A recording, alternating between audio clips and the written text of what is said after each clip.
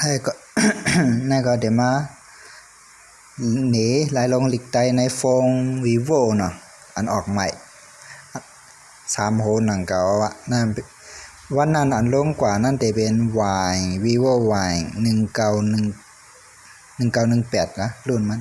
แต่อันนั้นจะ1918อันนั้นกำนะโดยกำอันนั้นเป็น vivo 1902เป็น3 โหนังเก่าวันนั้นก็อันเฮ็ดลงเองนะแต่อันนั้นก็เป็น3 โหนังเก่าแต่ว่ามันเป็น vivo 1902อันนั้นอันวันนั้นเป็น vivo 1918เนาะลายลวงมันเปิงอันนี้เด้ออันนั้นมันได้ออกมาใหม่เลยสิอันนั้นนะจะในลิกใต้มันไปละอันเป็นฟอนต์อันเป็นตัวเตรียมมันได้ก็หลุดมาตัวเตรียมนำใจใต้นะตัวเตรียมได้ค่ะใจนำใจใต้ชอบใจนำใจใต้นะตัวหน้าพงลูกได้ก็ได้ใส่บัน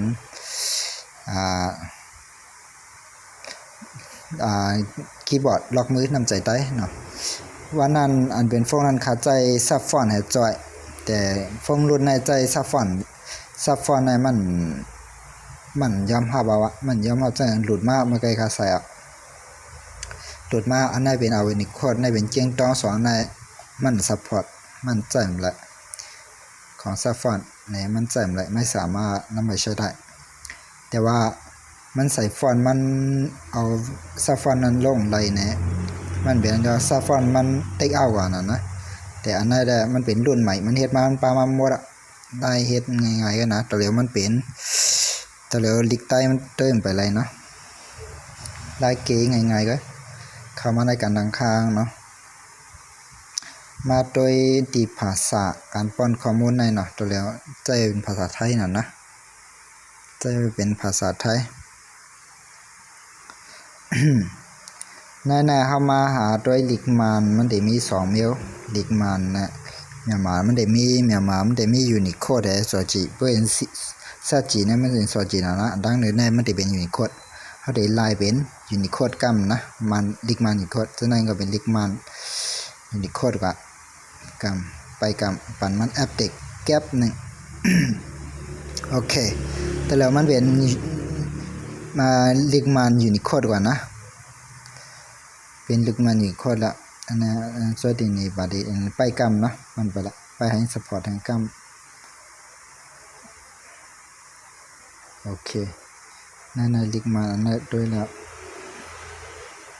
แต่แล้วลึกใต้โอเคลึกใต้ด้วยแล้วเนี่ยสปอร์ตมันหลุดมาข้างไปมันยาวตั้งนอกในบทด้วยเดี่ยมไปเลยเนาะกำมันเดี๋ยวไล่มาไปนะตั้งในแต่ด้วยอะไรน่ะนะลิกใต้โอเคกำน่ะเขาได้ขึ้นมาลายเป็นลิกไทยกันด้วยลายเป็นลิกไทยก็มันติดด้วยอะไรอยู่เลยลิกใต้นะเมื่อกี้เขาเป็นระบบ2Gให้มันเป็นระบบยูนิโคดกว่าเชียงบันก็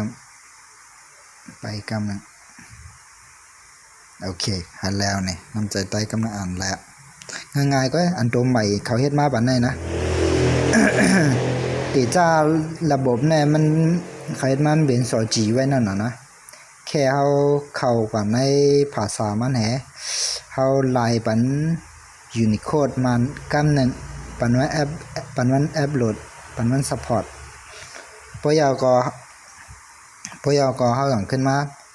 ปิ่นเป็นลิกไทยขึ้นก็ได้แต่เร็วเอามันเป็นระบบยูนิโคดกับหมดนะกำลังลิกไทยเข้าใจแล้วกำลังโอเคที่หน้าจอในก็มันไล่ก่อนนะง่ายๆก็ตอนดับพงอันออกมาใหม่นะเขาใส่บ้างยูนิโคดมาฟอนต์มันก็ดับโหลดมาใส่เอาอะหลุดมาใส่ก็มันใจไรนะมันเต็กเอาว่าอันนั้นคำไปแอปติกจอมซับฟอนต์เขานั้นเขาเฮ็ดมาว่าเชียนมันคำไปแอปติกจอมแหมมันไปดันขึ้นได้แต่ว่าตัวนี้มันตื่นปลามาวะโอเคแล้วก็ เอาว่าใจด้วยค่ะเนาะง่ายๆก็ตอนตาฟอง vivo อันรุ่น1902เนาะโอเคเป็น3 โหนังเก่าอันนี้ก็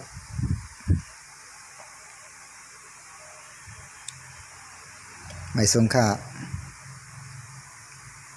อย่าลืมกดไลค์กด subscribe กันค่ะนะ